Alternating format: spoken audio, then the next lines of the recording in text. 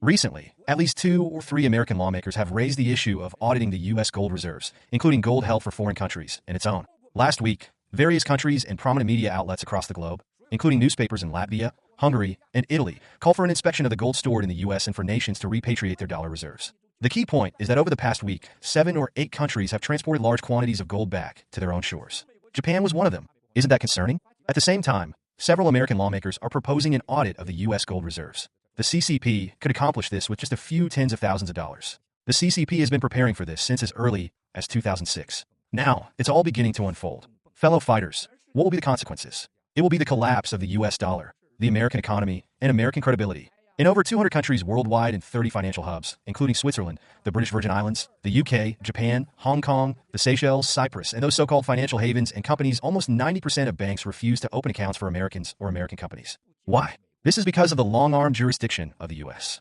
Most institutions prefer to avoid potential conflicts. If there's a problem with America's gold reserves this time, the credibility of the United States as a nation would collapse entirely, worse even than the CCP. Imagine if the CCP were to use all its gold as collateral to secure cash loans for China. And where would it be stored? Where exactly should these golds be stored? Who knows the answer? I can reveal that the CCP has convinced a dozen or so countries to store their gold in China. Where will it be? Hong Kong.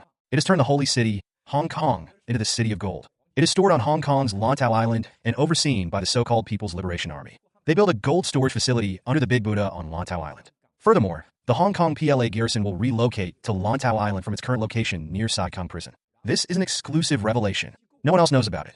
I'm the first to reveal it. This plan has been in the works for 6 or 7 years. There will be a prison on one side and the Sai Kung base on the other. The gold will be stored there temporarily, with the ultimate goal of building a permanent facility on Lantau Island. Most importantly, military personnel and finance officials from all countries could come to inspect the facility at any time. In return, the CCP would provide equivalent cash loans. This is a significant achievement by the CCP.